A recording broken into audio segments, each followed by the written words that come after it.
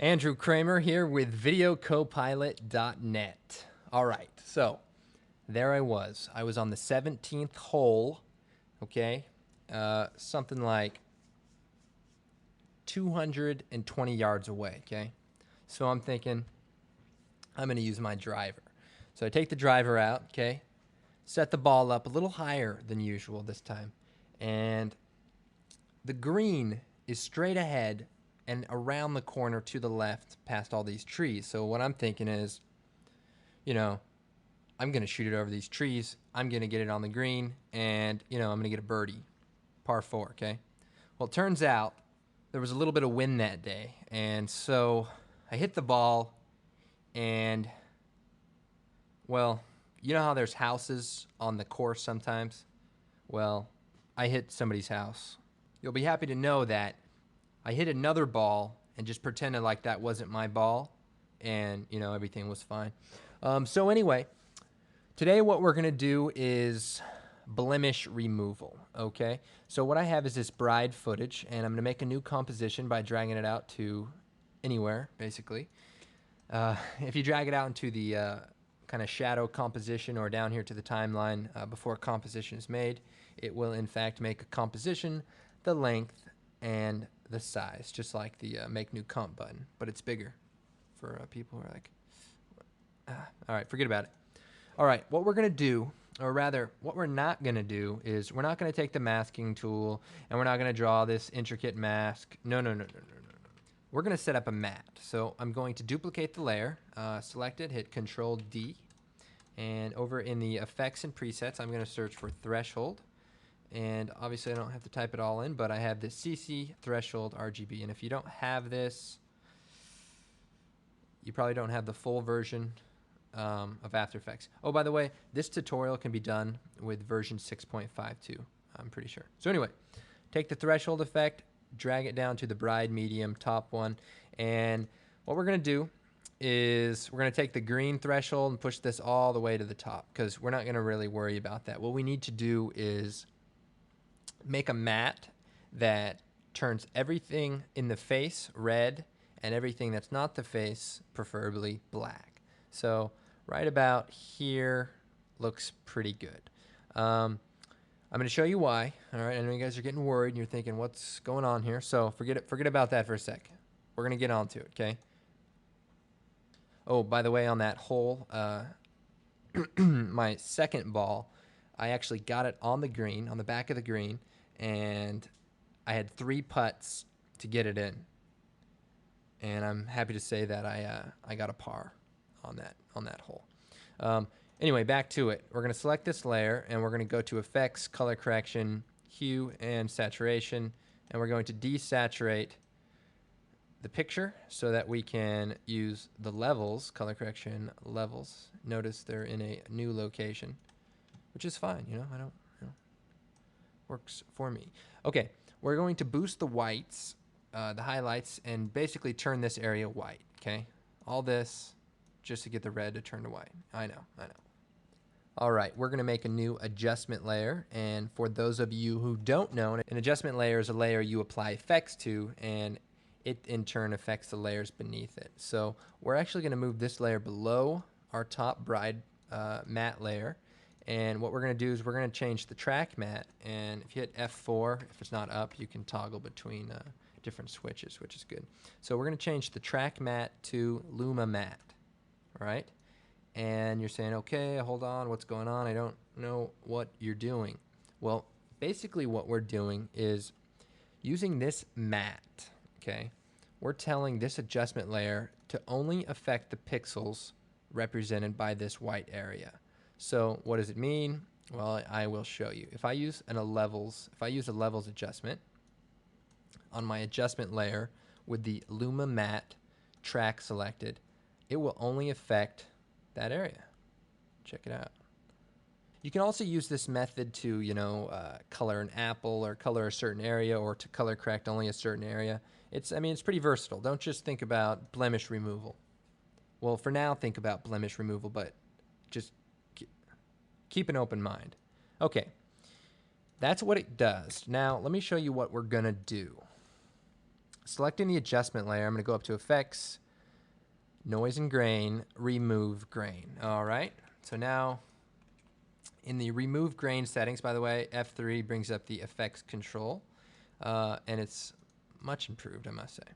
We're going to change the viewing mode to Final Output. Very nice. And we're going to change the... okay, well, before I go on, as you can see, we're already making a pretty nice change. If I toggle this on and off, it's taking care of some of those blemishes. Let's go ahead and increase the noise reduction to 1.5. Okay, because we're applying it to just specific areas, we actually can kind of overdo it a little bit. Unlike if we were to just take the layer alone, add the remove grain, and finalize it. Because what happens is the image begins to look blurry, and areas like the hair or the background, things you don't want to look fuzzy or blurry, the eyes especially, kind of start getting a little bit soft. So this method somewhat can eliminate that side effect, if you will. So with the adjustment layer selected, I'm going to go ahead and hit F3 and play around with the effects control. Now, there's another area of the remove grain effect I want to touch on, and that is the temporal filtering.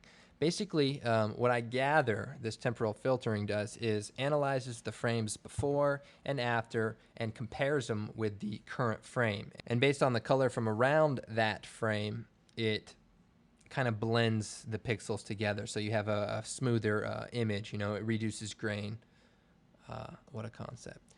Now, the motion sensitivity is basically like how much to look forward and look beyond the current frame, and you want to be careful in that area because it can start to be it can start looking warping and stuff.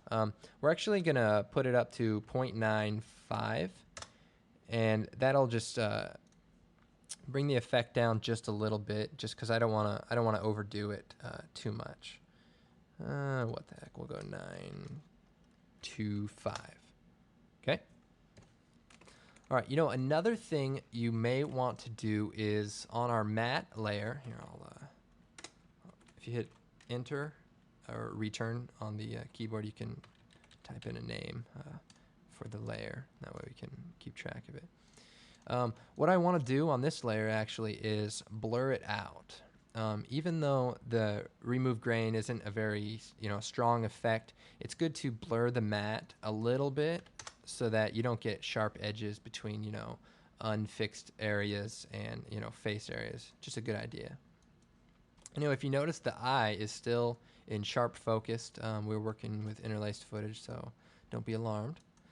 So if we look at this, I'd say we're looking pretty good. If I compare this, it's definitely an improvement.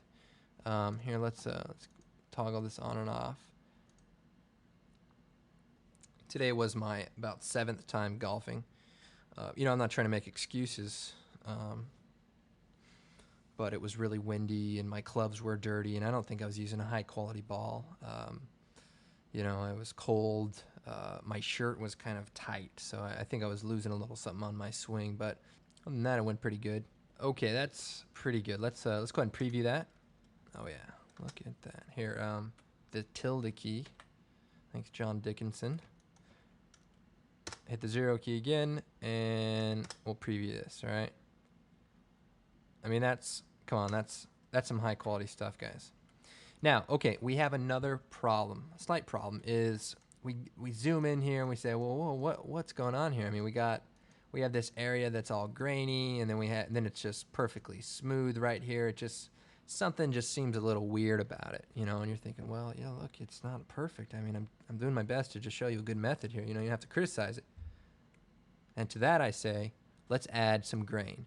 Now, the cool thing about adding grain to an adjustment layer that is tracked by a matte is that the grain will only add itself to the area that you're affecting. So in this instance, it's perfect. So let's zoom into an area where we have grain and where we have clear. So select the adjustment layer, and we're going to go up to the noise and grain, add grain. Okay. Got some presets here, but this is like DV footage from like a year ago. Let's just pick one and we'll fix it up. We're going to change the preview to final output. All right. Hey, that looks pretty darn good, right? You're thinking, man, print that to tape. No, here's what we're going to do. We're going to bring the intensity down to 1.25. And we're also going to bring the color, because you can see this grain isn't really chromatic like the grain that's created. We're going to bring this down to say 0.25 also. And we're going to make the aspect ratio 0.9 like our footage, and we're going to soften it 1.1 and maybe make the size 1.2.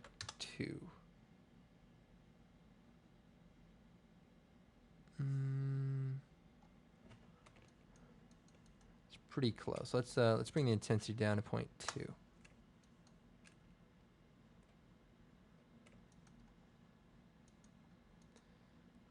All right, so I mean that does a pretty good job of hiding, the feel of really clean footage. So now if we toggle this on and off, I'll go and take a snapshot so we can compare it.